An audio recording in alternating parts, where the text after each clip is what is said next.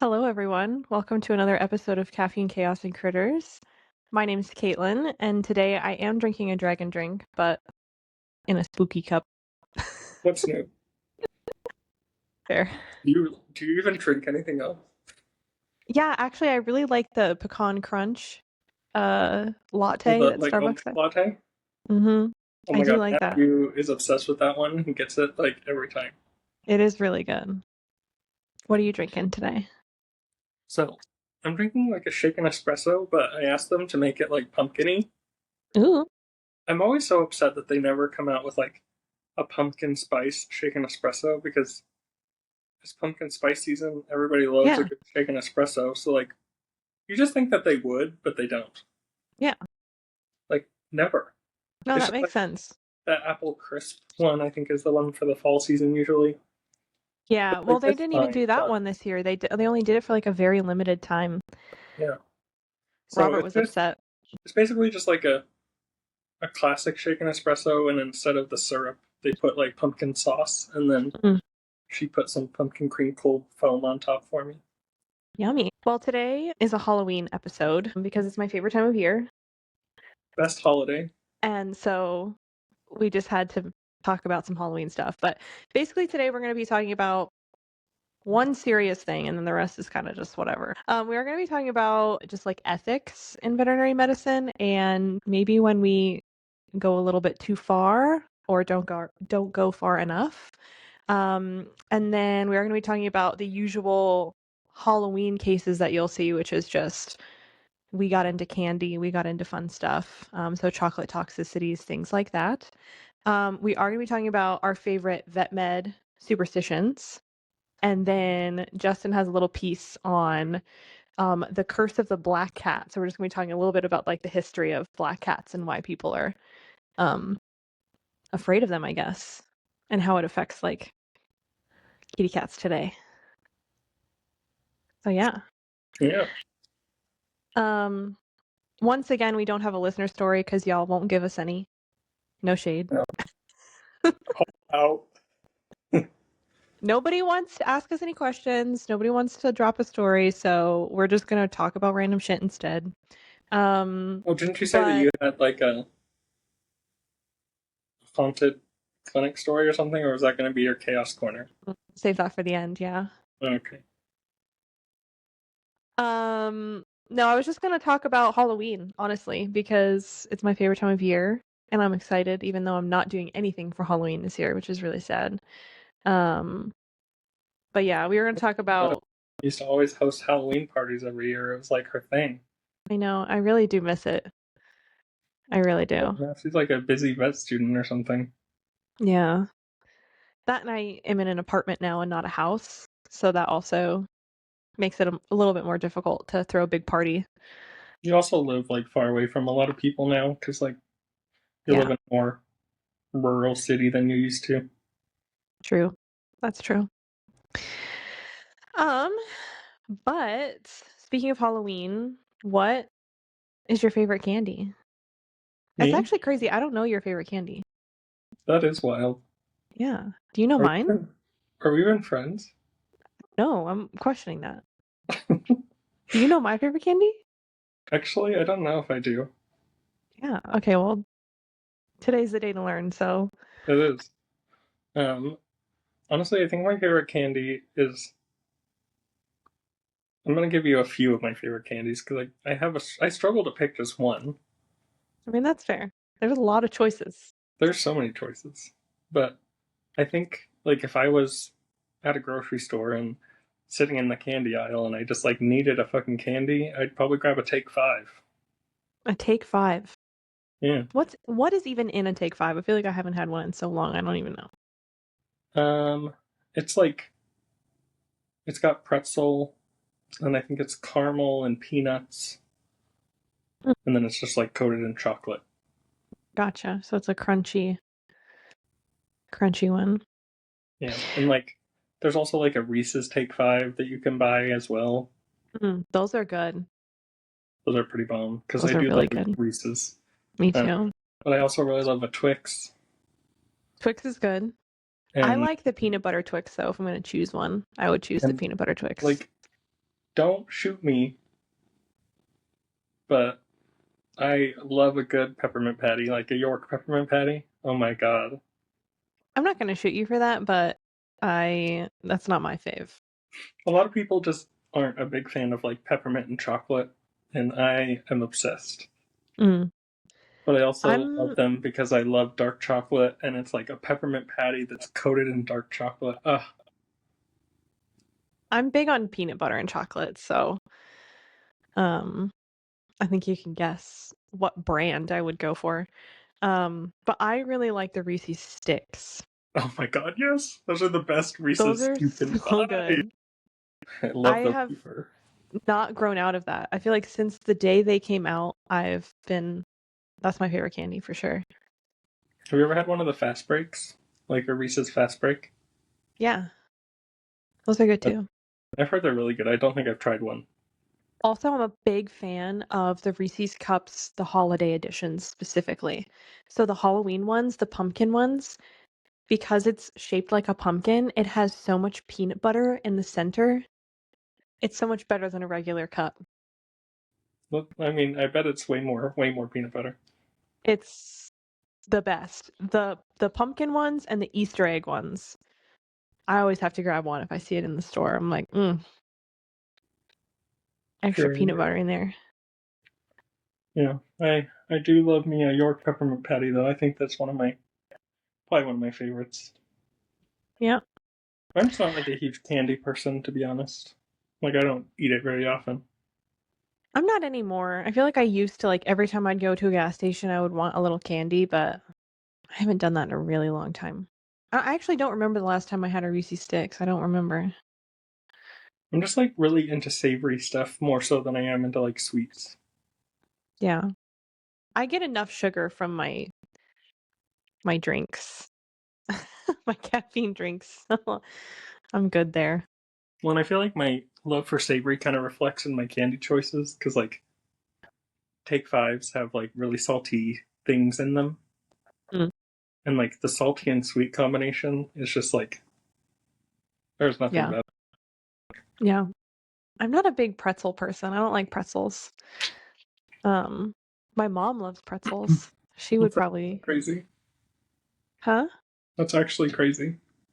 I don't know. I just don't like my mom always buys those bags of like just snack pretzels. I can't eat them. I don't like them. Like the pretzel sticks. Yeah. You know what's really good is if you take a pretzel stick and you get like a container of cream cheese and you like dip your pretzel stick in the container. You gotta get like the whipped cream cheese, Yeah, that obviously. makes sense. You don't want your sticks Because to like, break. oh, they break so easily and like the normal like hard one.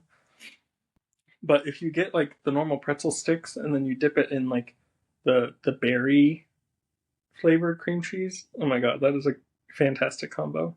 Mm. That was I'll just take your word for a it. random thought.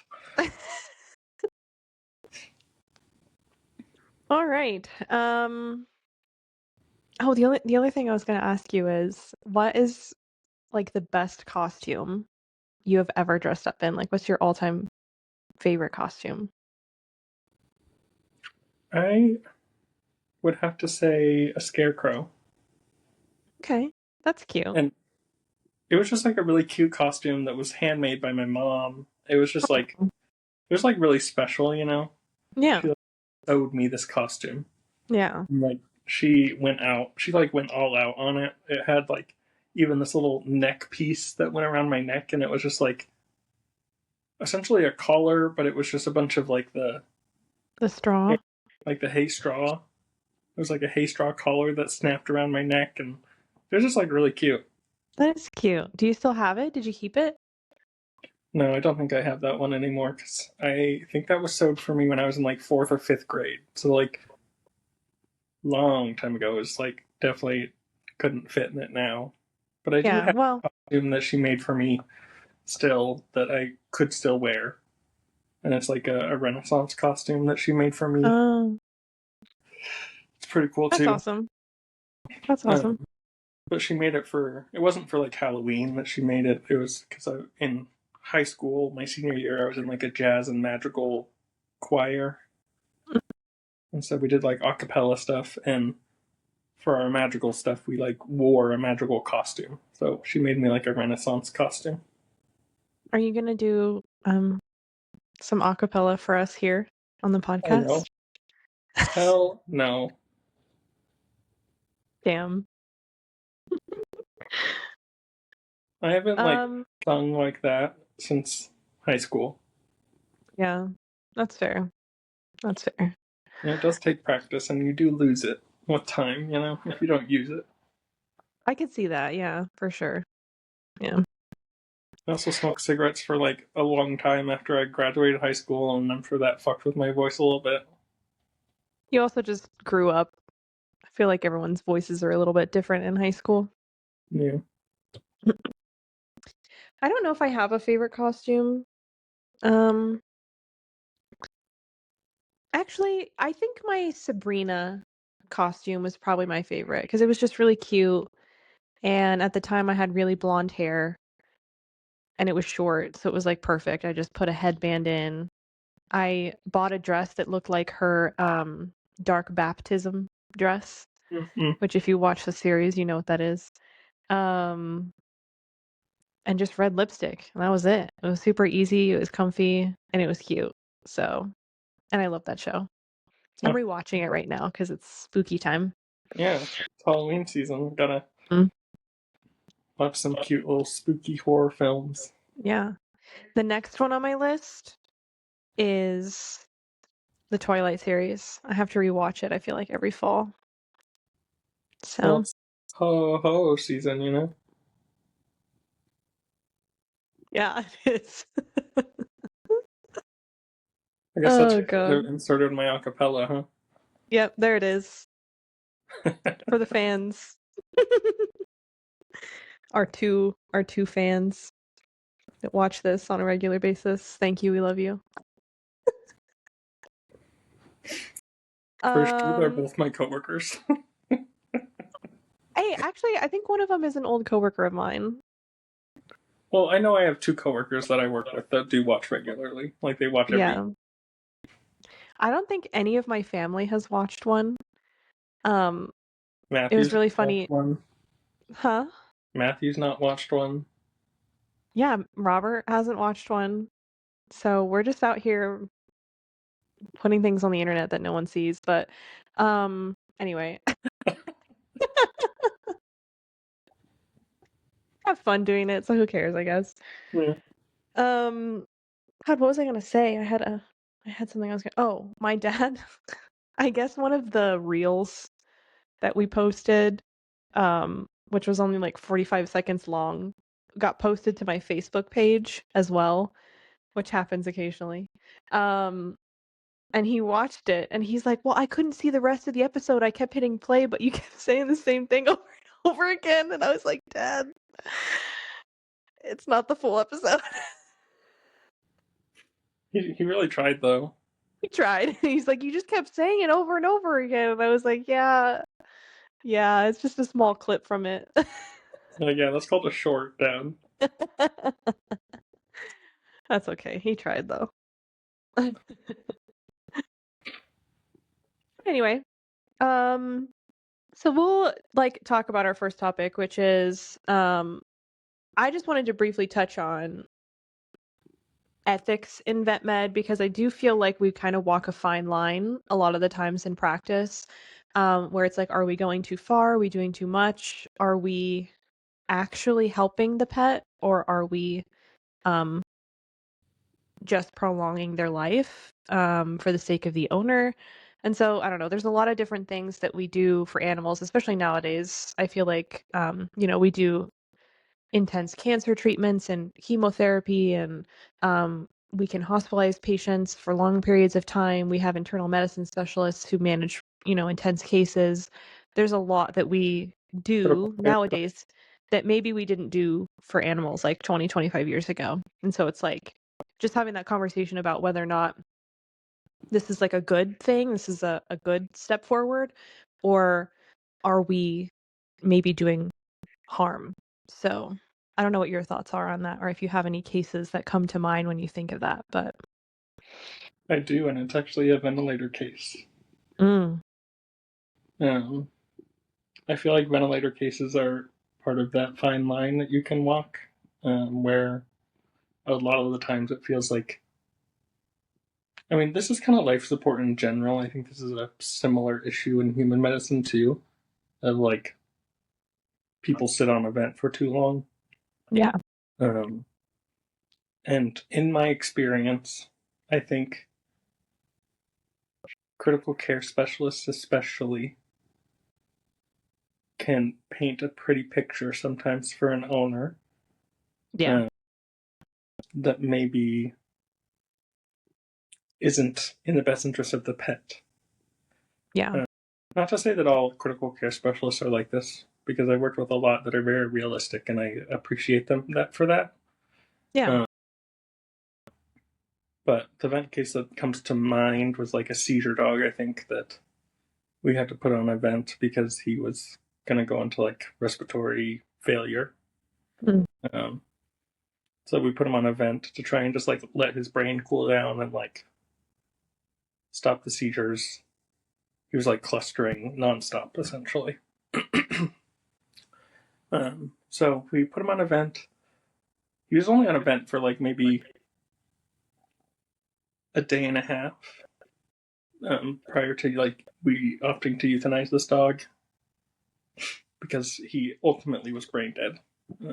By the Yeah. time we were like ready to tell him like we should probably pull the plug on this. Yeah. I will say, like, I've definitely had a few cases in the ICU that were really, really difficult for me.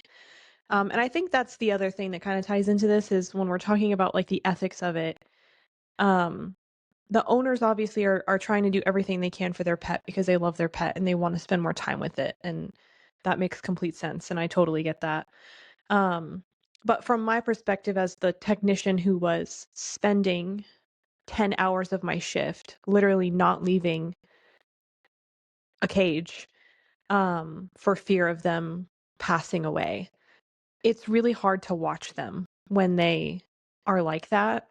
Um, because oftentimes when they're that sick, they're not even like fully aware of what's happening around them, or they're unconscious, or like you said, they're on a ventilator, or we purposefully sedate them, or they're on a lot of pain medications, and so they're not fully aware. But as the person who's sitting there taking care of them for days on end, or multiple shifts in a row, or for your full 12-hour shift, like I've had so many where I put like my all into these cases and, literally spent my entire shift with them. And at the very end of the shift, the owner will come in and be like, okay, I'm euthanizing. And so for me, it's like in that moment, it's a relief because I'm like, thank God this pet doesn't have to suffer anymore.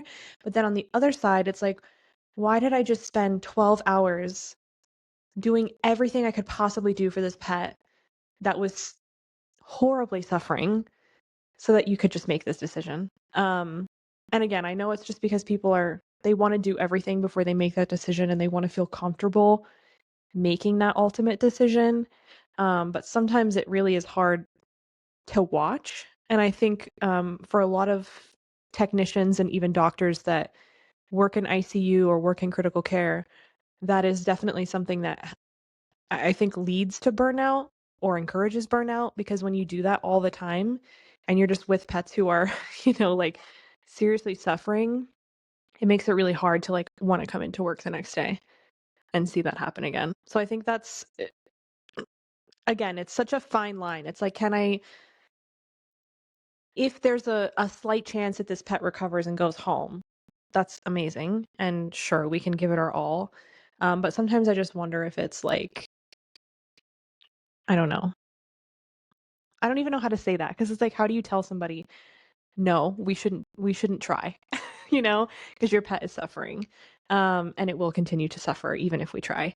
And I do think doctors have a hard time saying that to clients because we don't want to say like, I'm not willing to try this for you. Like we never want to say that. But sometimes I do think, like you said, doctors can be a little unrealistic with them, or like you said, paint a pretty picture about um, what could happen if we do this. And I think like just being very realistic with owners about what the actual outcome will be in some of these really critical cases could potentially prevent some of some of that stuff. But I know it's been hard. That's like the one thing that was really hard for me when I did ICU was cases like that. So Well, and like ultimately, I know you don't have a lot of experience with a lot of specialty. Um, and since I moved to Utah, I've worked at a lot of like specialty ER combos. So I've worked a lot with critical care specialists and internal medicine specialists, and we have like cardiologists and all that stuff. Um, and most of the time, the conversations that I've seen between like a criticalist and an owner is typically like, "Hey, I think this is like a really bad prognosis, and I support you if you want to euthanize, but if you want to continue moving forward and you want to do everything, I will try my best and I will do everything for you if that's what you want." Um, and so I do think a lot of it is like owners struggle to let go. And so that kind of reflects in kind of the care that we provide, as well as like whether or not the technician feels like this pet is suffering and we're doing too much. It can be like kind of a combination. There's just like it's kind of a double-edged sword in a way, or like a two-sided coin. You either have like a doctor who's unrealistically painting pretty pictures, or you have owners who are really struggling to let go. Um, and so I yeah, think that partially makes it harder for us because it can be from both sides. And part of the yeah, joy of working in veterinary medicine and part of like what makes vet med significantly better than human medicine is we do have the luxury of euthanasia. yeah. And We can say that this animal is suffering and we can end that suffering. So yeah, it's a it's a privilege and also a curse, I guess. yeah, I think that's something that humans struggle to comprehend is that like euthanasia is a luxury that we have. Um, we do have the capability to end suffering, and I this is really controversial, but I hope human medicine gets there at some point. I do too, and I was actually talking to I think I talked to my dad about this, and he was saying something like, "I wish that was an option because I don't wanna be" like, nobody wants to be in the hospital at end of life or in hospice, unable to do any of the stuff that you love, can't even talk with your family, spend time with your family.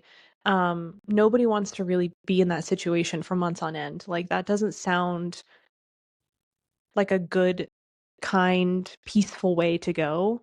And of course, some death, natural death is peaceful, but I feel like a lot of it ends in, yeah, people being in hospice and suffering for a long period of time before they eventually pass. So, yeah, I think with like terminal illnesses and um yeah, like you said, it's a very controversial topic, but yeah, I agree that to an extent it could be used in human medicine as well.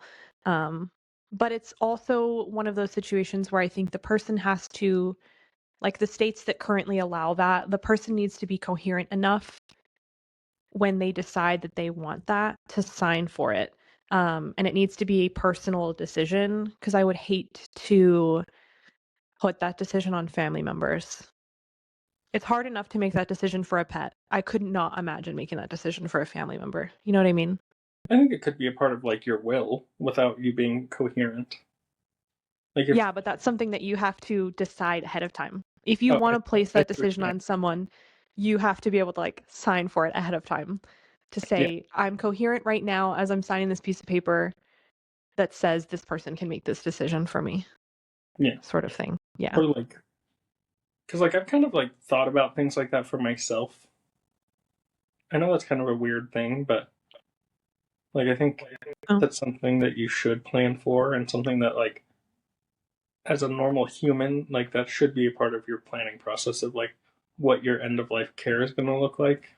Because ultimately, I don't know when that's going to happen. I could literally get in a car accident in a week from now and be on a ventilator, and could be in the situation despite being very healthy and young. So That's so true. It's actually funny that they don't like make us like when we turn 21 or become an adult. It's actually interesting that they don't make us like have a will and fill out all that paperwork, in the same way that you would get like a driver's license and whatever. Like I almost feel like that's something that everybody should have and do. Like I don't have that, you know, but I probably don't need. should. It's something I've thought about a lot, like throughout my adulthood, but I've never like taken the action to like make it legal. Mhm. Um, Yeah. But anyway, back to animals.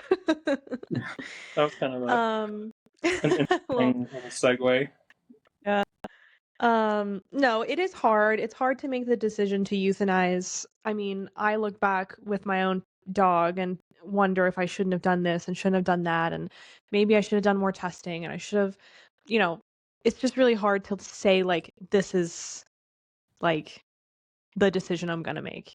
And I think a lot of people will go forward with things and do things in excess because they're worried if they don't, they didn't do everything they could before making that decision. So I do understand like that side of it and like the guilt and not wanting to like um I don't know, just euthanize preemptively or too soon.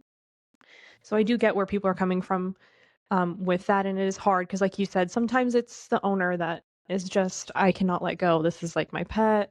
I have to do everything I possibly can before I come to that conclusion. And sometimes too, especially like in emergency situations, I don't think people realize how serious it is and they're like in shock a little bit and they need to like take a moment to absorb what has happened to their animal before they can say like, yeah, we can euthanize. And so sometimes we're simply keeping them around because the owner like has not like they're not comprehending, I guess, what is happening because they're just like in shock. So Yeah. yeah, there's a lot of situations involved in that.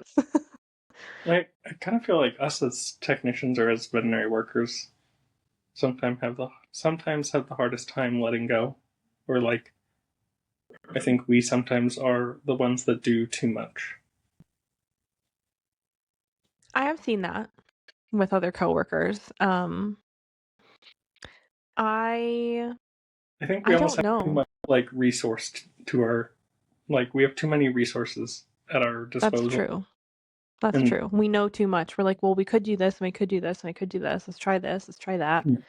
Like, and yeah. I've definitely like heard this from other people that I've worked with in the vet field where they're like, I wish I didn't do as much as I had. But yeah, I think as like veterinary workers, we have too many resources to our disposal that we'll use, and we have our discounts for being staff members at these places.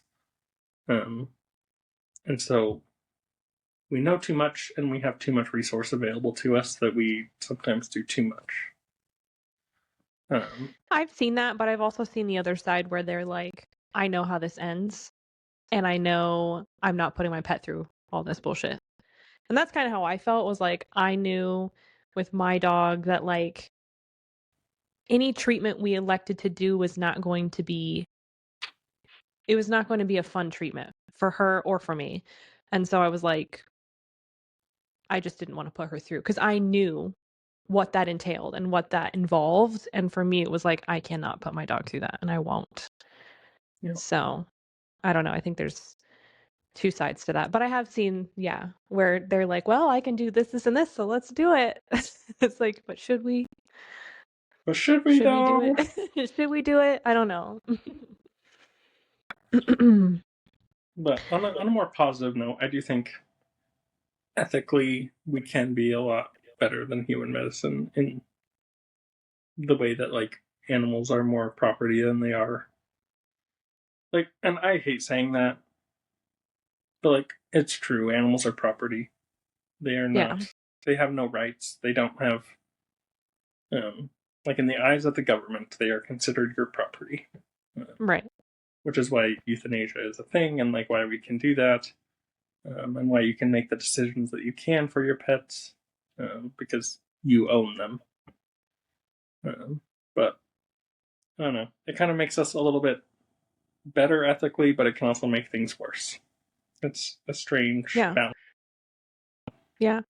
I was talking with there's an equine vet at my college who was kind of talking about why she got into equine medicine, and she was saying that um she's like, people in small animal med, the owners, they do too much. She was like, they just do too much. She's like, that's why I can't do it. Because she's like, with a horse, if a horse is really sick, you know, the owners of horses tend to be more reasonable, is how she like phrased it. Um which is understandable because she was like, I don't want to sit and watch this dog suffer in ICU for a week to 10 days. I don't want to watch that. So that's why I do like large animal medicine. Um, and it was really, I mean, it's interesting to talk about because there is like a difference a little bit with like large animal. I feel like, especially with horses, when they get sick and they're down, and, a lot of horses are used for work. Or competition or whatever the case may be. And so when they can't do that job anymore, then we have to like think about, seriously, are we should we keep this pet alive? And I'm sure it's the same with cattle. Like if there's a sick cow and you're using them for production, you don't want the sick cow in there anymore. So, um, yeah, I think even within like the different fields of veterinary medicine, I think there's a little bit of a difference between owners and the thought process and how we do things. So, yeah, It's very interesting to kind of like see those differences. yeah. But I mean, it's true though. I mean, like with a dog, if your dog is down and it can't walk, because it's really sick, most of the time owners are able to get them special harnesses or wheelchairs or whatever and help them move around the house or get them through this, thing that they're going through. Whereas with a horse, if you have a horse that's really sick and it's too weak to get up, I mean, you can't just pick it up and help it get to the hay, like, you know what I mean? Like Um, 1,500 pound animal potentially. yeah, so, like, there is a difference there where it's like, I cannot help this horse move. You can't even, like, I mean, when you think about, like dogs and cats in the ICU that are not getting up and moving, I mean, we have to rotate them, right, every so often, because when you lay on one side for a long period of time, you get sores, you're putting pressure on one side of your chest, like, you have to rotate them every so often. You can't even do that really with horses unless you have, like, a big harness and the ability to move them, which I'm sure most clinics don't have, and I'm sure most owners don't have the ability to do that. So, yeah, I think it's probably a lot harder, I would say. Yeah, I'm pretty sure they use like slings and like large mechanical machines to lift horses like for surgery and stuff. Yeah. Yeah, I know, I've seen it. It's crazy. It's crazy. It is, Um, but like horse surgery is also not a huge thing. Like mhm. equine surgery doesn't happen a lot. Yeah. I They mean, don't well, do one, I'm sure it's insanely expensive, and so I'm sure that has something to do with it. And then the other side of it is that it's really, really difficult to do. I can't even imagine how much staff it takes. Because, like, for an emergency surgery on a dog, I feel like at minimum you have 3 people. that. Could you imagine a horse? Is it Have just one doctor? Or is it like multiple doctors? Because things are you so seen heavy too. like videos of horses waking up from anesthesia? It's scary. So scary. They gotta put him in like a rubber They room. put them in like a giant padded room Mhm. because they like try to walk and they stumble and they fall and they're running into walls. It's like a scary, scary. Yeah. All Horses are the not something to be if fucked. there's any equine people watching, they're gonna be like, these people have no idea. It's true, I have no idea. Um, And have you seen like a? yeah. I've seen an equine ET tube. Have you seen one? Yes. They're like We fucking actually have pool one like noodles. hanging on the wall in my clinical skills room at school. It's crazy. It's like a fucking pool noodle. It is. It's You, actually, I feel like it's wider. it is, but like Oh, like my that's like the cat. best comparison I can like describe it to. Is like the size Yeah. of a pool noodle. Yeah.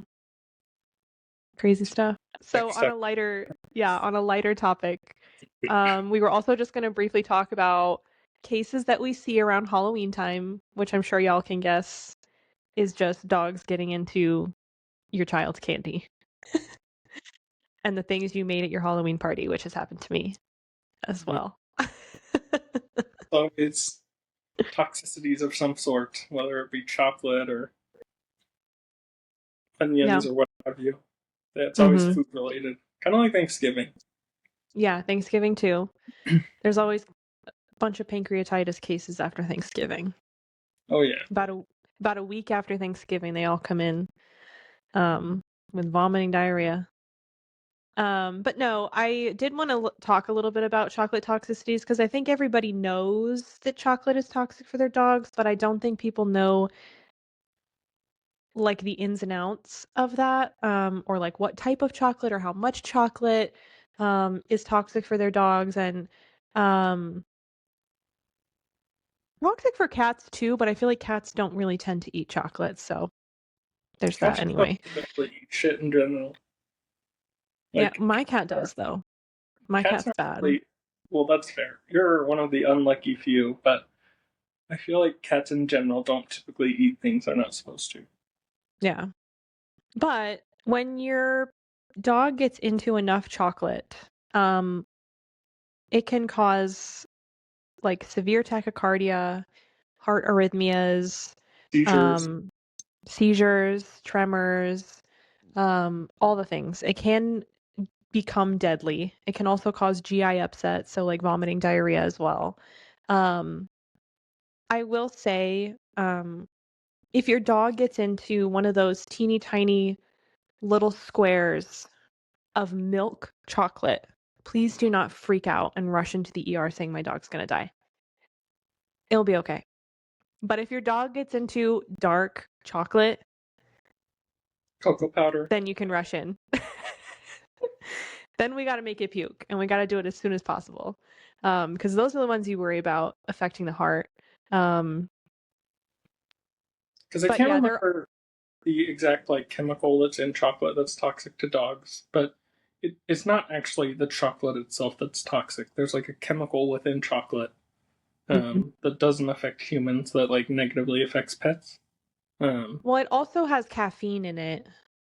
yeah, and there are certain chocolates that are worse and certain chocolates that are better. Like I know white chocolate's not really chocolate, and white chocolate has no effect on them aside from like Yeah, maybe GI issues, pancreatitis if they eat yeah, enough of it.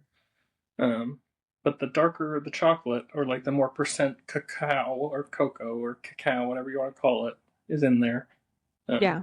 more toxic it can be. And if you ever have doubts, there's a lot of like free chocolate toxicity calculators on the internet. Hmm. If you have an estimated weight of your animal as well as like the kind and amount of chocolate they ate, it will tell you the Yeah, degree of toxicity. yeah. If you literally just Google chocolate toxicity calculator for dogs, it will pop up, and you can just type in the weight of your dog, what chocolate it got into, and it will tell you if you need to call poison control or not, basically, or rush to the ER. Also, it's theobromine that's in chocolate. Yes. That's toxic for them. But yeah, the chocolate calculators are super helpful. We use it in vet med when people come in to decide whether or not we need to do any treatment. Like, because if we don't need to do treatment, I don't, owners don't need to spend $700-800 at the ER if the dog's going to be completely fine. Um, Remember, we're really money hungry though.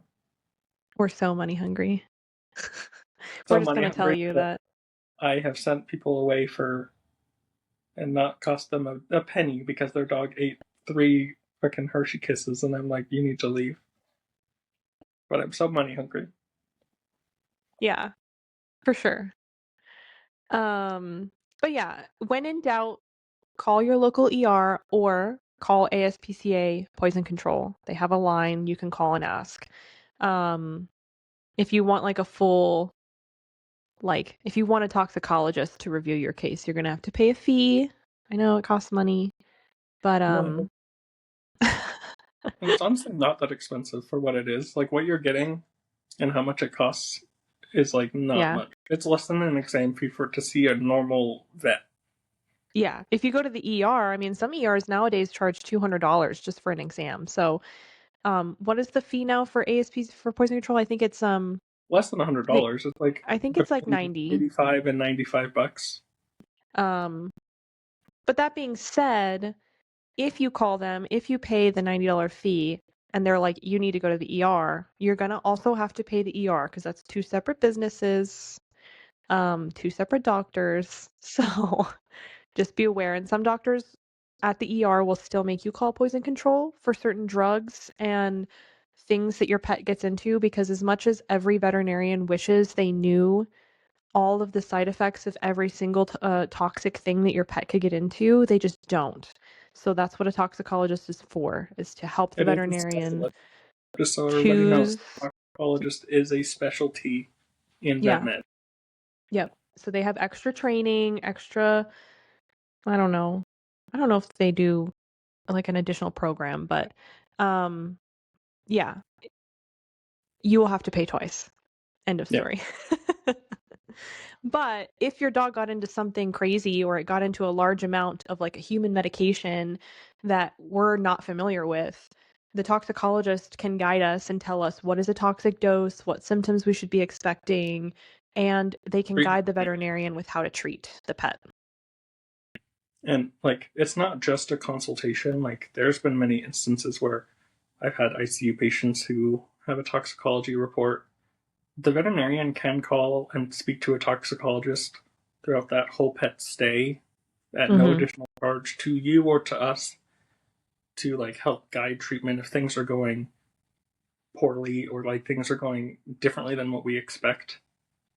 So I really do think it's financially worth it, and you do get a lot out of it. Yeah, I agree. Yeah, they're super helpful. Super, super helpful. They And give you the just, doses for what medications you got to give them, for this is a fluid pro for rates, me, but everything. do not call pet poison. Please call ASPCA. The pet poison hotline is not a good resource. I'm sorry. I urge people to call ASPCA, and I urge my fellow vet employees to tell them ASPCA specifically. Yeah. Because Yeah, I pet agree poison with that. helpline is actually just regular veterinarians who are hired, and they read you treatment plans off of a computer screen. Like, it's just a normal DVM, and it's not toxicologists. I don't think it's worth the money. Yeah. Call That's ASP. fair. That's totally fair. That's my Yeah. soap. No, that's fair. I think people are like enticed to call pet poison because it's cheaper. Um, I don't remember what their cost is because I haven't even seen anyone use them in so long, but I know the cost is cheaper, so that's why people call them often. Yeah. No. So yeah, keep your dogs and your cats, if they're like my cat, out of the chocolate this year. Um, out of the candy. There's also lots of candies and gums that have xylitol in them, which is also toxic to dogs. So if you have gum in your house that has xylitol in it, or some gummy candy, just check the ingredients, because if there's xylitol in there, that's also a big no-no for dogs. Peanut butter sometimes can contain xylitol. What can? Peanut butter. Oh, yes. I forgot Like that's a thing now. sugar, those like sugar-free, healthy peanut butter sometimes can contain xylitol. Breath mints, things like that. Some Yeah, sugar-free thing. You should always look and see if it's got xylitol in it. true. I do That think that is like true. xylitol is Beware. being kind of like used less frequently nowadays for sugar-free items. They're starting to use like more like sucralose and other kind of like dextrose supplements or Mm-hmm. supplementation aside from xylitol. But those icebreaker gum cubes in the plastic container, that is like what I see the most. Those are the worst ones. And dogs love them. They'll eat the They whole love the thing. shit out of them. Yeah. They'll eat that whole container. I've seen it many times. So yeah, go out, have your fun, do your trick or treating, just put the candy up where they can't get it. Period. All right, next, we're talking about spooky vet med superstitions, because it's Halloween Yes, and vet med has a lot of those. we sure do. And I, what is your thought on them? Like, do you believe in any of them, or do you think they're real? I absolutely believe in the full moon thing. Oh yeah, full moons are always crazy. Full moons are crazy. Even when I'm not at work, I'll like drive somewhere or I'll go to the store and people are just acting insane. And I'm like, what is wrong with everyone today? And then like I see that it's a full moon. I'm like, oh, there it That makes is. sense. That makes Checks more out. sense now. Like, even if I'm not at work, it's crazy. I just feel like the full moon brings in the crazy people. If you're working on a full moon night, especially working overnight on a full moon, and sometimes it's not like crazy busy, it's just like weird. Like, you get really weird people and weird cases, and like, just like strange stuff happens on a full moon. And if it's like Friday the 13th and a full moon, oh my god, you're Ugh, fucked. Just that's request the true. day off, And honestly. I'm a person who thinks that Friday the 13th is good luck. But I will agree, if it's Friday the 13th and a full moon, it's not good. I'm requesting that day off, actually. Heard. I just refuse to work that day, sorry. I feel like I've worked a lot of Friday the 13th shifts, I feel like. Just probably because I always work Fridays. So, um, but I feel like, I don't know. I like to think it's good luck. I feel like things kind of just, even if it's very busy, I feel like things go the way they're supposed to go on Yeah, Friday the 13th. That's just me. fair. I mean, we all Yeah. have our things.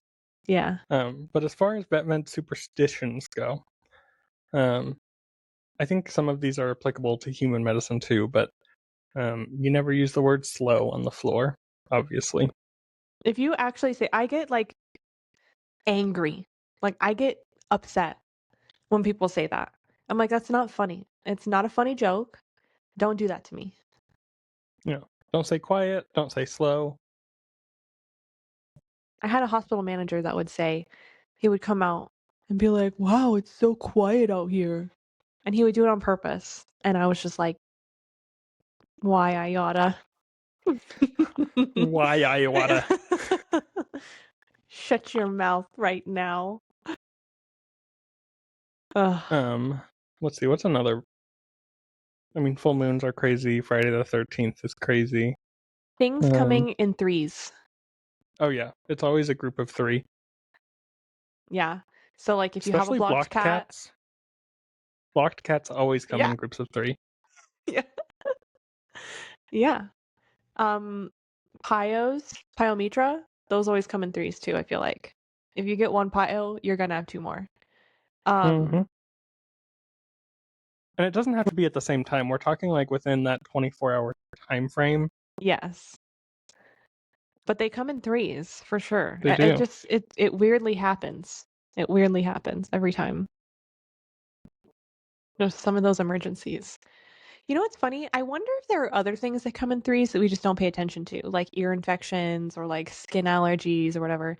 Because I feel like we only really pay attention to like the major The cases, or crazy ER cases. yeah, we're like, oh boy, we're gonna get two more of these tonight. Like, but we don't really say that for like ear infections or like more simple things. I wonder if it's just because we don't pay attention to it. Yeah, and it's probably because we're more annoyed that they're there. That's true. I'm like, there's an urgent care, right? Or, that GP appointment you have in 2 days, your dog could probably wait. Yeah. Sometimes those dogs come in and their ears are so bad and they are in so much pain that I'm like, yes, you need to be here to at least get some pain meds for your dog. Um, No. but most of the time, yeah, it's an ear infection. And also, yeah, urgent cares do exist. So if you really feel like you can't wait 1 or 2 days for your dog to get in, um, urgent cares are there. And that's exactly what they are for, is cases like Mm-hmm. that. They're a little bit cheaper than the ER too, so you're saving yourself a little bit of money. If you just go to an urgent care. Sometimes that's not the case, though. Have you ever heard of Urgent Vet? It's like a Yes, I urgent have heard that they're care. expensive. They're like almost more expensive than ERs. Really? Yeah, like That's crazy. $600 to do an in-house blood panel. I have heard from someone who worked a shift there that they also really push the doctors to do like the ultimate standard of care. And basically what that means is that they're pushing them to offer all of the possible diagnostics that they can offer, whether or not the pet really needs all of those diagnostics. I have So heard yeah, the same thing. definitely a corporate company, but you can always call ahead and check prices and stuff and be like, hey, like this is what I want. Is this something that like you guys are going to charge me a bajillion dollars for or not?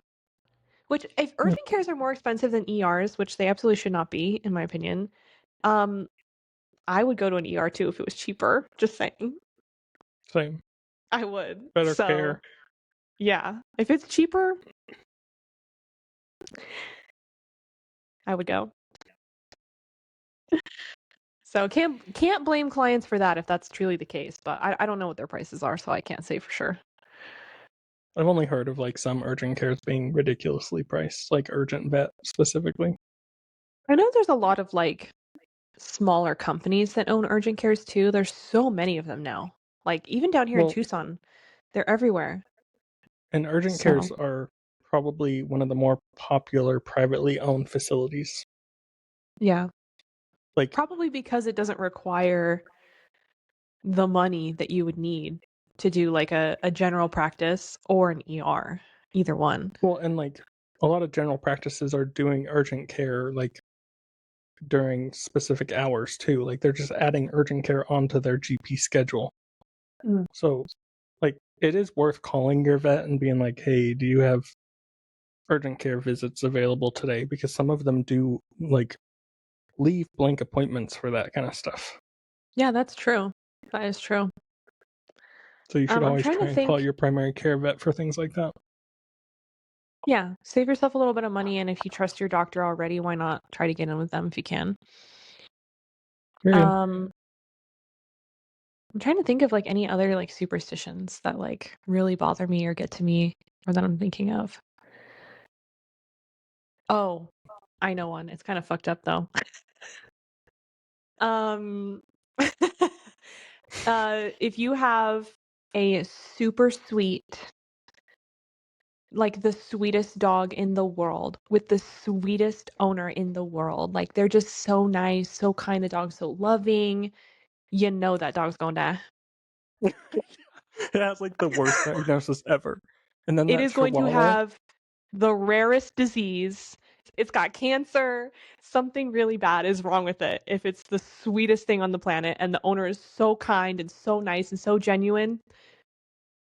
That's the one that's going to be sick. yep. And then that chihuahua that's trying to eat you, that thing will live far too long. Yeah. Yeah. It'll live until it's 18. The one that bites your fingers off every single time it comes in, live forever. Yep. It's gonna be I like the hate it. Guinness World Record of the longest living dog is that one that's eating you every time it comes in. Yeah. Yeah. I did not believe that like saying the good die young until I worked in vet med. Because it's at It's least real. true for animals. I don't know if it's necessarily true for people all the time, um, but definitely I feel like for animals, sadly, it's Also, if true. the dog's name is Lucky, You fucked them over. you did, and it's your fucking fault. You I'm cursed sorry. them. You cursed them if you named them Lucky. I also, this is like a superstition that I realized working in Arizona, working ER in Arizona. Those like small dogs named after food always got attacked by coyotes for javelina. Really? I don't know if I've Yes, noticed that. like your Shih Tzu named Oreo got eaten by a fucking coyote, and it's because you named it after food. It's not funny, but it's really funny. It's so real. Potato. Potato. If somebody named their dog Potato, I swear to No. God. I want to name my dog Potato. Wait, I know a doctor who has a dog named Potato, so actually I can't do that. I can't You, steal, but it's so cute. how is that cute? Potato is so cute, especially when they're like a little chunky. It's like little potato, like pit bulls. Have you seen that meme where it's like potato or pit bull? Yeah, No, I'm it's not.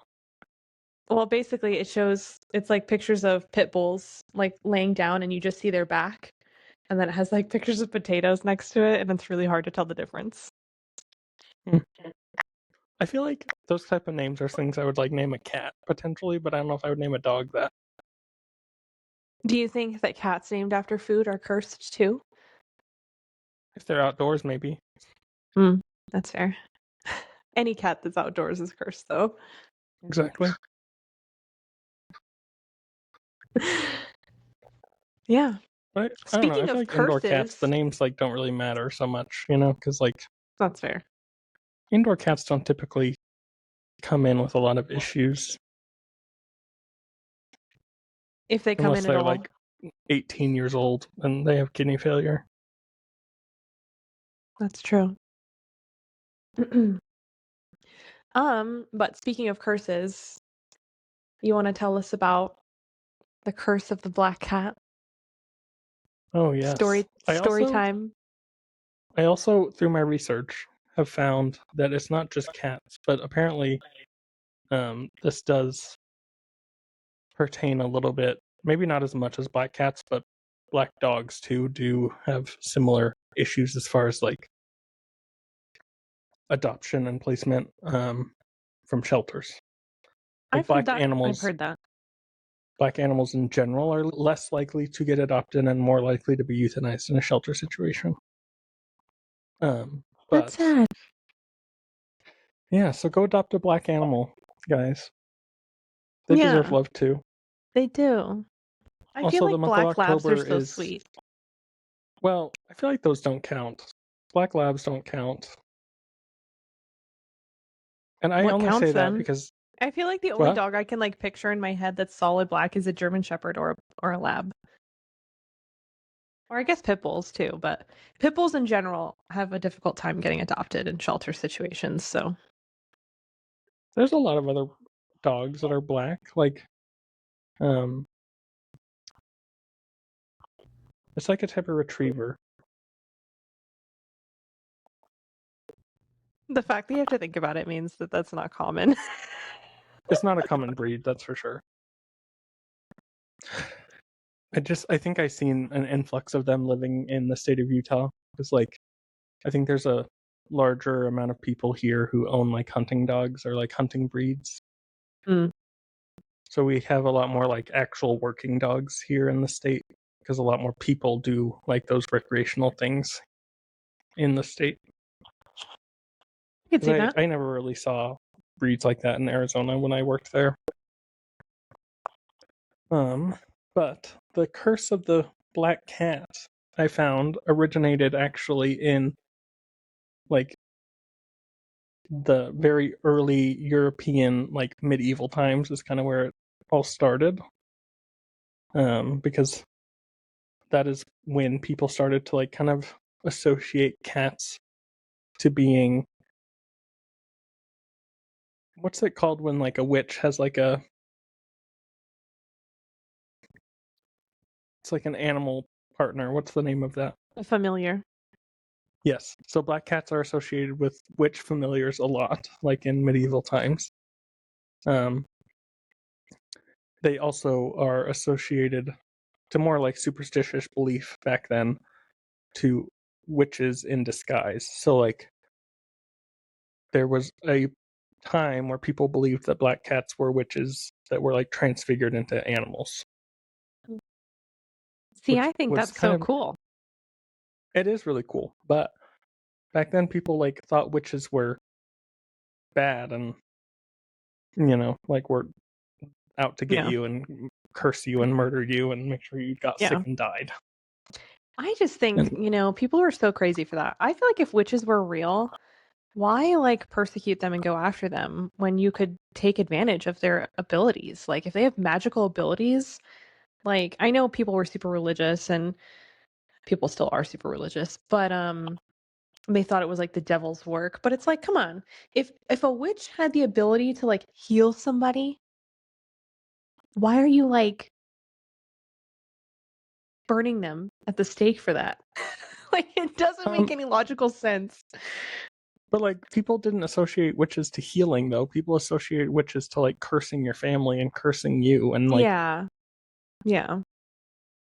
the name witch alone is typically looked at in like a negative connotation. I don't know. I'd want to be their friend, I think, honestly. I mean, that's fair, and I would too, but This is about, the black cats I and know. Sorry, why my they bad. have a bad rap. My This bad. isn't about you wanting to be friends with a witch, okay? Bonnie Bennett, I want to be your bestie. Oh my god, yes. Love that bitch. Yes. Oh, that's another show I need to rewatch right now. I need to get back on You the have Vampire you have Diaries like way train. too many shows you're trying to rewatch right now. You only have like This less is my than a favorite week. You time know of that, right? year, and there's so many good fall shows and spooky shows and vampire shows. Like, this is my favorite But time of you year. realize you're running out of time, right? Like I know I have a week. you have a week to do all of You know this what? while Actually, no, going no, back no, to no, no, no, school. no. Halloween goes until Thanksgiving Day in my world. My Okay. decorations will not be coming down until the day before Thanksgiving. So y'all are gonna see this in the background for at least 2 more episodes. Just saying. Just say.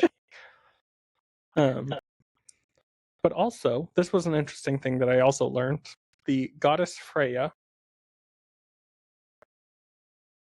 um she has like a chariot that is pulled by black cats apparently, like originally. That's badass. So that is also another thing because these like black cats who carried her chariot were like witches as well or something like that, like based on what I was reading.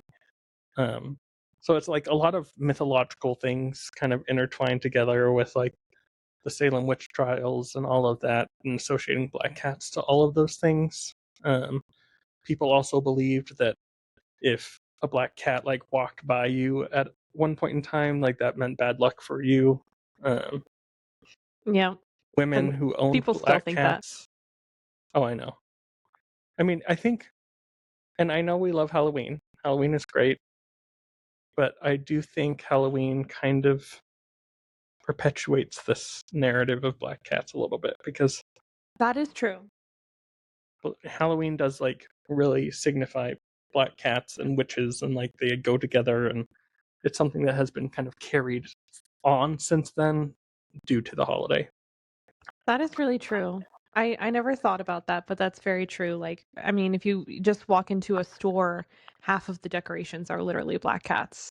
Yep. Um, so And like yeah, every TV show that has a witch in it has a black cat familiar that's with them. Like it's been definitely Sabrina. perpetuated. But Yep. Sabrina's familiar is so cool. I mean, that's fair. And like I don't think it's like a bad thing. I think it's more about like the thing like people's view of it is skewed Yeah, because I also think that as a society we kind of the color black, and I think this is mainly due to religion. isn't It's just everything? tied to like evil and Satan and like the devil, like all of that stuff is kind of associated with like colors like black and red. And so because of all of these things encompassed together, black cats don't get adopted from shelters. Which is so sad because I feel like cats, like black cats specifically, are so sweet. Like there are very They few really like are. black cats that I've met like in practice that were crazy or not nice. They're usually so loving and sweet. Yeah, black cats are very sweet in my like professional opinion and my experience.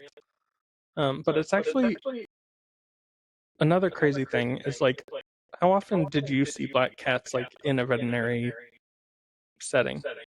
Like I feel like I didn't see them as much as I saw like the pretty light colored cats. I feel like I've been seeing a lot of them, well, I shouldn't say recently, but like at my last full-time job, we would see them a decent amount.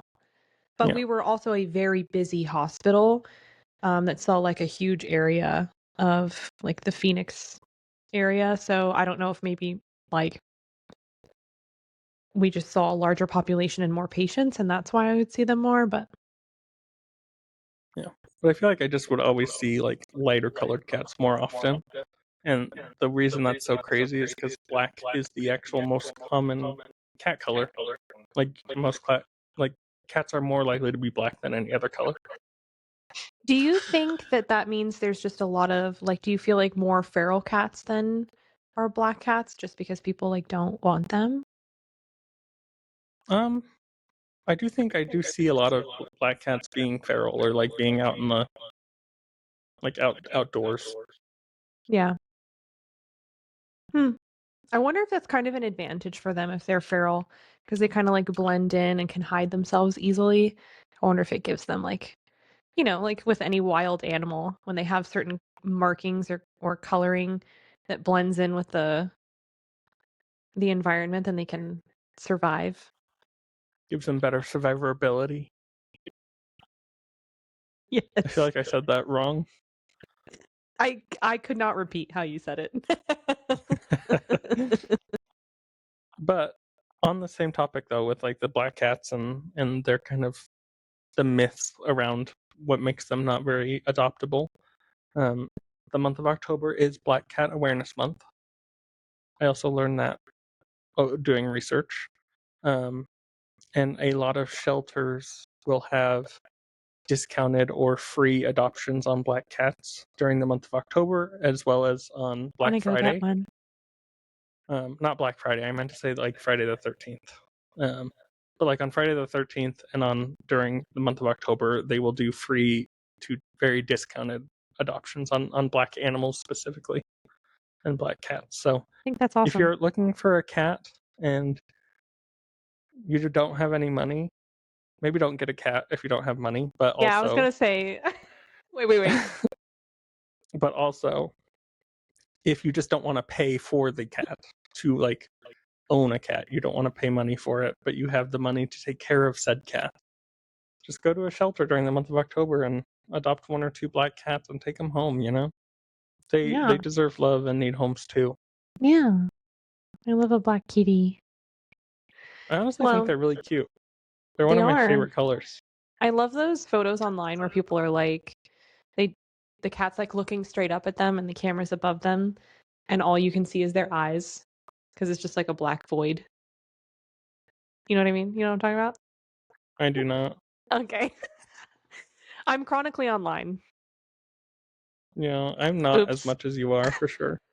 No. Like I am online a lot, but not I think like you are I'm significantly more than me. yeah. I love memes and funny videos. It's like my thing. She doom scrolls everybody. But see, I don't want to call it doom scrolling because doom scrolling makes it sound like I'm watching a bunch of like really messed up stuff, which some days that's what's on my feed. But I feel like a lot of times I'm just there to like watch like cute, funny videos. So Well, I don't think that's what that means to doom scroll. I know, but I just don't like the like I know what it I means, see. but I just don't like the name. I see. Okay. Yeah. It She makes it sound chronically dark and scrolls. scary. No, I definitely But am yeah, online go more get a than I black should be. cat. Essentially, is what I'm saying. Is you should really just adopt a black cat. Yeah. And I feel Or a really black bad because dog. I Or a black dog. yeah, or a black dog because they also don't get adopted or are more likely to get euthanized. I But I just do want you to feel kind know. of. Oh, go ahead. I just want you to know I went to PetSmart this morning and they're having a trick or treat thing for dogs where if you bring your dog in dressed up in a costume, they'll give them like treats and stuff.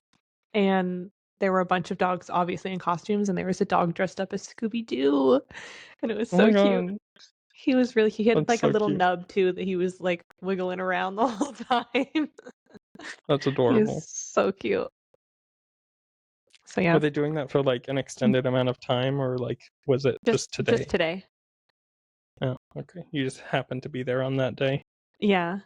Which this is gonna sound kind of messed up, but I was telling Robert, I was like, thank God we don't have the dog right now because if we had brought her into that PetSmart with all of those dogs and costumes, that would not have gone over well.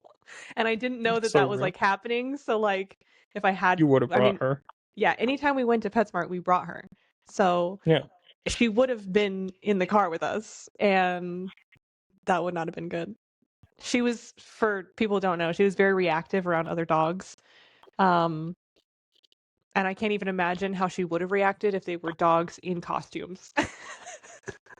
Well, she also could barely see, so There was also that. Yeah, and she was deaf too. So. Yeah. Yeah, but anyway, there's a cute Scooby-Doo, so I just wanted to share that. I should have taken a well, actually no, I shouldn't have taken a photo. Somebody else's dog. Yeah, that's I weird. could take a picture Don't for do that. myself, but I wouldn't be able to show y'all, so. Um, but yeah, that's like all the facts that I kind of learned about black cats during my research. Yeah. There's kind of a cumulative array I of things that make them have a negative connotation. I feel like I'm interested in the like Freya having black cats. I didn't know about Yeah, that. yeah. Apparently, her chariot is pulled by like two large black cats. Interesting. But on the flip side, though, like there are a lot of really good things about black cats. Like there's a lot of other countries. Like we all know that Egypt like praises cats. Mm, And black cats are not secluded from that. yeah. They view cats as gods hmm in Egypt. So Which, if you actually understand cat behavior, makes sense. honestly, so real. They're kind Cats of are so godly. they're independent. They do their own thing regardless of like their owners, what's going on around them. Um, and they're also like they choose their one person, and I feel like they're super loyal and loving to their person. Um, and I feel like cats can be protective too. Maybe not in the same way that dogs are. Uh, but if you're kind of like into that superstition sort of thing, um, it's said that cats like protect you from the spiritual world too. So, Heard. hmm Ooh, spooky. so it keeps all the bad stuff out of the bad energies out of your house. My house is nothing but good energy. I got 3 cats. I've never been more protected. Yes, Sage who? I don't even need it. I have 3 cats. that's fair. I don't want to out myself, but I still use sage. So. Outed. Mm. Well, speaking of like um, ghostly stuff, yeah, you're for gonna talk about yeah, your haunted clinic story. it's like really not that big of a deal. I have a lot of personal ghost stories, but my one clinic like ghost story is like it's very like minimal.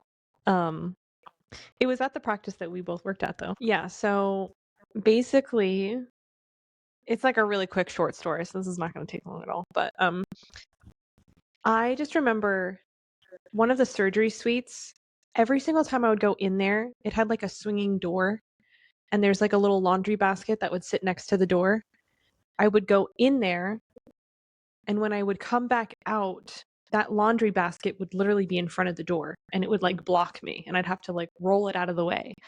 And it happened all the time where I would go into the surgery suite to grab something and come back out, and this fucking laundry basket would just be sitting right in front of the door, and I'd have to push it out of the way. So that's one thing that happened. One of the doctors that worked there told me that one time she was working an overnight, and there used to be like this doorbell thing when they would lock the doors at night where people could ring the doorbell, and it started playing instead of like the buzzer sound, it started playing some weird like jingle like in the middle of the night, and there was nobody up front. So it just like started playing this weird like jingle thing instead of the buzzer when no one was out there. So I don't think it was like haunted by anything bad, but I feel like there was definitely something there. Hmm, Yeah. that's interesting.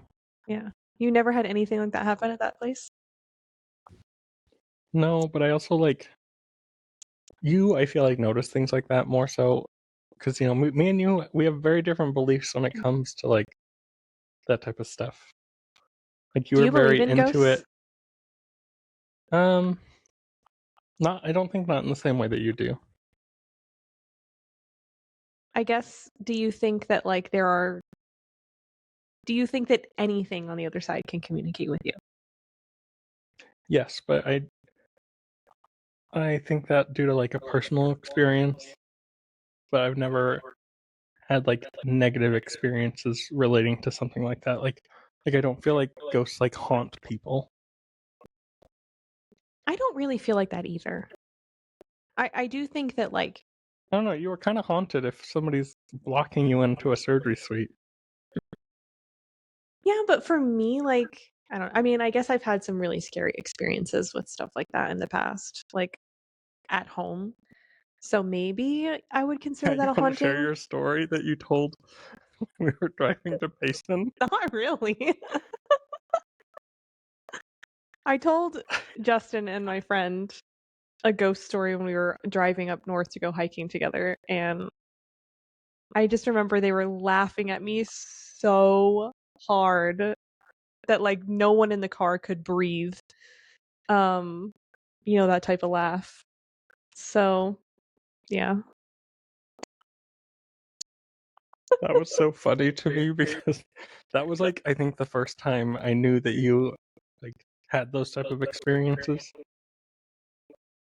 I had never like experienced that with you prior to that situation, so it was like really funny to me, and I didn't know if you were being serious at first. I was being so serious. That was the worst part. God, that was funny. But I do have like a second-hand story that's kind of related to this. That was actually told to me Okay. pretty recently about my current workplace. And it was like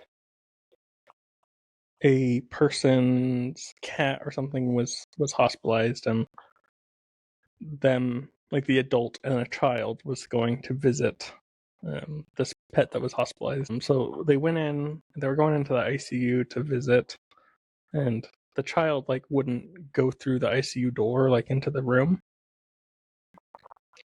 and the parent like asked why they wouldn't go in there or whatever, and she said there's a lot of angry pets in here, and there was like only like 3 hospitalized patients at the time. Like the ICU was pretty much empty, but this little girl was saying that like there was a bunch of really angry pets like in the room, and so she didn't feel comfortable going in there. I do think kids can see stuff that we can't. I mean, I do think like a lot of the time it is kids who are experiencing those things. And I think there's a lot of like different beliefs as to why that is. But I think my personal belief is like because they are younger, they're like more familiar with like the spiritual realm because they have not been in the worldly realm for as long, if that makes sense. That's interesting, yeah. I always Like thought almost too the it was veil because is they haven't like I guess if been they're more open-minded. They haven't been like taught to not believe it, I guess. I guess if you want to call it a veil, you could say that like the veil is thinner for them because they're not as old and they haven't been in the world as long. Yeah, that's fair. That's so interesting. I wonder if science will ever like be able to learn more about like afterlife or if it's just never going to happen. We're just always going to it's always going to be like unknown to us unless we die, you know? I think it's just gonna always be unknown because I think people are so stuck on like either being religious or being science based that like the combination of the two is almost unheard of. Yeah, that's fair, I Like guess. pe- people are either they're like so one sided, and there's very few people who feel like they can like meet in the middle between religious belief and like science. Yeah, no, I would agree with that. Yeah, you're either one or the other. Very, very few people that are right in the middle. Speaking of like weird like occurrences though, one thing that like I thought of when you were telling me your story was um I've had many ICU patients that like were progressively doing worse in hospital, and I just remember like there were many times when I would tell the doctor you need to call the owner and have them come down and like visit their pet before it decides to go on its own sort of thing. And it was so weird because there were so many cases I can think of at least 3 or 4 off the top of my head where the owner Oh, came down to visit. I remember like you working ICU and this happening. Yes, the owners would come visit, and every single time they would come visit, and as soon as they left the building, the dog would code. It was like Mm-hmm. the dog was hanging on for them to come say goodbye, and once they came in and said goodbye, dog left. It's so crazy. Mm-hmm. Yeah, Yeah, I that happened to remember that me. happening to you on multiple occasions. Happened to me so many times. And I'd be like, you got to call them and you have to tell them to come because I just know this dog's going to die. And they would come, and as soon as they left, dog's gone. It's crazy. I've heard that it happens Oh in my like god. human medicine too. Are you a psychic? You know what's so crazy about that? Since this is a Halloween episode, I'm willing to say some crazy shit right now. My mom met this lady one time when I was very young. She tells me this story over and over, but she met this lady one time like at a store, and the lady came up to her and was supposedly a psychic and told her that her daughter was psychic. And my mom will not let it go. Anytime I like say weird stuff like that, she's always like, that lady was right. Hmm. Yeah. So maybe, but I don't like consciously attempt to do any of that stuff. Interesting. Mm. I do feel like my You'd be seeing intuition's all real this. good though. Like I feel like I have Yeah. dreams about stuff and then it happens. And I feel like I think thoughts about things and then it happens. It's weird. Weird. Yeah. Ooh. Maybe it's just because I overthink, but It probably I is. You think like about think of every possible scenario. literally every scenario that could happen ever is going through her mind. Yeah. Probably that. It's probably that. Some people call it psychic ability, some people call it other things, you know? A little bit of OCD. Yeah. Yeah. But no, that is just one like creepy thing I've seen happen. But I've heard that that happens like in hospice care with people too. So Yeah. I just mean, one of those weird things. I do think that like as things or people are dying, like they do try to hold on for people sometimes because that's like such a common occurrence in human medicine and like in people specifically. Yeah. Like I've like witnessed and like experienced that with like family members of my own, you know, that have like waited to die for specific scenarios and things like that. So it's But definitely a common isn't thing. that so crazy though that like the brain makes you wonder like how much power like the brain has over the body when you think about that stuff, because it's like you would think that we'd have no control whatsoever over that. But like if you're like consciously like waiting to say goodbye to somebody and so your body's like holding on until after, it's so strange to me.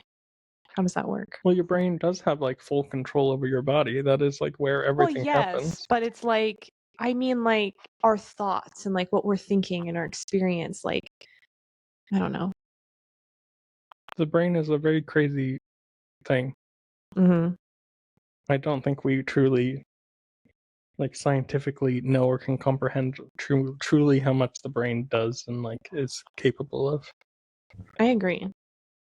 Because That is like I crazy. know like there's a lot of statistics out there that say like your brain is only used for like a you only really use like a portion of your brain to like Mm-hmm. function on a daily basis. So Yeah, I've I seen don't that think we too, where they're truly, like they're saying basically that if we could tap into other parts of our brain that we would be capable of different things. you know, because Mm-hmm. we only use like 25% of our brain's function or something like that to do tasks and things. Mm-hmm. Like it's But just you know, kind of when you think about it though, the brain also requires a lot of energy. Like, isn't the brain like the number one thing that like eats up glucose and things like that? So if we used 100% of our brain, like how much like energy would it require? You know? fair. So We maybe could be that's like part of it. dolphins and like sleep with half of our brain at a time. That is so crazy. Because dolphins do that shit. They like shut off half their brain at a time so that they can like rest half of their brain or something like that. Because they Wow. don't like actually sleep the same way that we do. So dolphins are the true vampires, is what you're saying. Ooh, yeah, they are. Yeah. I That's really fucking love interesting. dolphins. I know that's a really weird thing to say, but like I have always been obsessed with dolphins. I like dolphins too. They're so interesting. Like, even their I think just personalities, like like when you watch them, like, and even people are just following them around with a camera. It's so interesting to see, like, I don't know, they just act different than like every other well, species. I think I also just find them so fascinating because they are probably the most similar to like the way that humans are, I guess. Like in the way that they interact with other dolphins and like the interaction that they have with people as well is like really interesting. That's true. And like all of the instances of dolphins like saving people.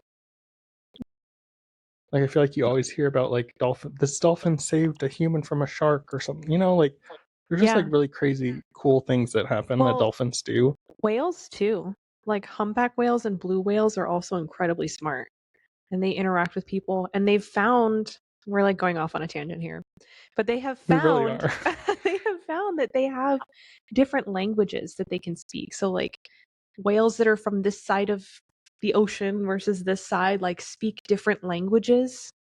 Um and like I mean just like we have different languages across the world, like whales have different languages and they speak in their own way to communicate. It's so crazy to me. It's insane.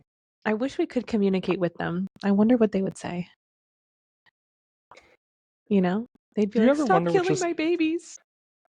do you ever wonder what's going on inside your head? Or what's that video? Do you remember that like little voiceover that was really popular for a minute?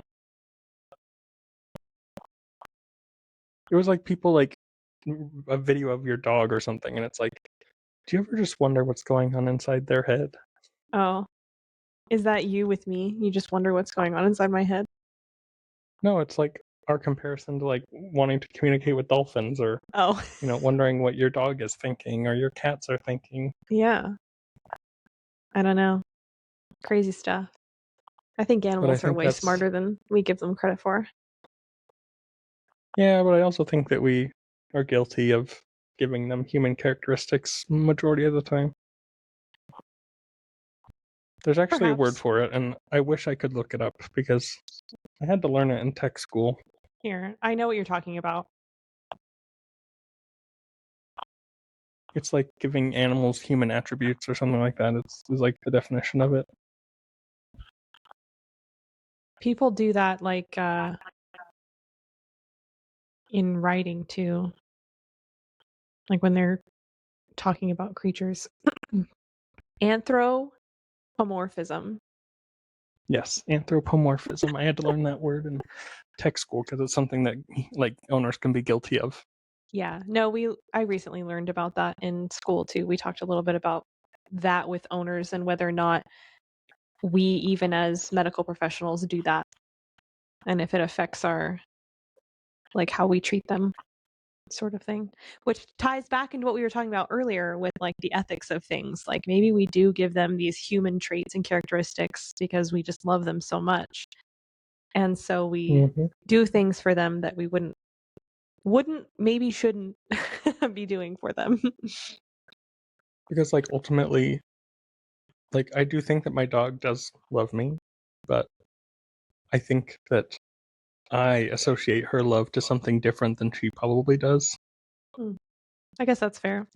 Like I think she unconditionally loves me because of who I am, but ultimately she loves me because I give her food and I take care of her and like I provide for her and that's why she cares about me and I give her affection. But like I think in my brain I like give it deeper meaning than it truly has. Mm. That could be true, but I refuse to believe that they don't love me the way I think they love me. I mean, you've met my dog. She's a hoe. She's so sweet. She is so sweet, but she is a hoe. I I think would if steal somebody her. literally walked in my house right now and murdered me, she'd be like, as long as you take me with me, we're good. I I yeah, don't think she would care. your dog definitely is not a protector. My dog would No. have eaten someone. She would have died trying Luna to. is. Don't come break into my house because my dog will just want love from you, and she will let you kill me. Yeah. Yeah. She does not have a mean bone in her body. She doesn't. She really doesn't. I don't even think she'd hurt a fly, to be quite honest with you. Has she ever eaten a fly? Yeah, I'm sure she has, but it was just an analogy, okay? I know, but I was just like curious in the moment. I was like, Luna. Yeah, you have to show her off. That bitch is out. Really? She's like passed the fuck out over there. It's because she's getting on old, you know? meds. She's on meds. I mean, that too. Luna, I want to see her face. come here. You want to come say hello to the podcast? Come here.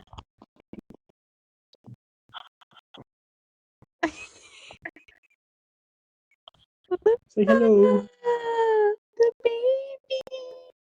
This is my dog. She's an angel. We love her. She's perfect.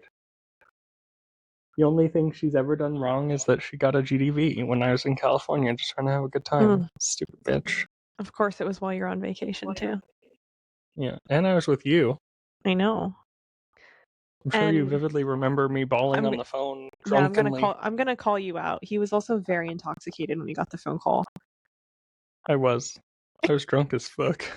Me and Matthew had just chugged like a 12-pack between the two of us before we got on our shuttle because we had to finish those beers or we had to throw them away. I couldn't take them on the plane. Yeah, and I feel really bad because you answered the phone and you started crying and I started laughing. I was too intoxicated to notice that part. I was sitting behind you also, so once I realized it was like serious, then I was like, oh, fuck. But shit. In the moment, You just like called yourself out right now. No. This is what I deal with. You know you would laugh at me if I cried too. You know it. Yeah. I mean, I laughed at you for a lot of really fucked up reasons, but it's just because we like love each other so much, you know? That's true. But yeah. Anyway, now that we've gone off on 1,000 different tangents, this was just supposed to be a fun episode, and I think it was. So, I think we tried something a little different this episode because, like, we typically are very planned and meticulous about the things we talk about. In this episode, we more so were trying to freehand a little bit. I guess we had like major topics we wanted to talk about, but it was pretty spontaneous mostly. So we're gonna see how this goes and try the editing to should see be if really fun. I think it's gonna be awful, actually. It's gonna be so bad. So, guys, I'm sorry if it's really like choppy all over the place. It's because we had to cut out a bunch of things that we probably shouldn't be talking about. We had a lot of technical difficulties too, so there was that. That's true. Yeah. But pretty anyway, sure we have like 3.5 hours of recording to go through at this point. I don't know if it's 3.5, but it's definitely a long one. Yeah. But, ultimately, moral of the story is happy Halloween. Yes, happy Halloween. And take care of yourselves. In the same way that you would take care of your patients. Exactly. Peace out, guys. Love you. Bye. See you next time.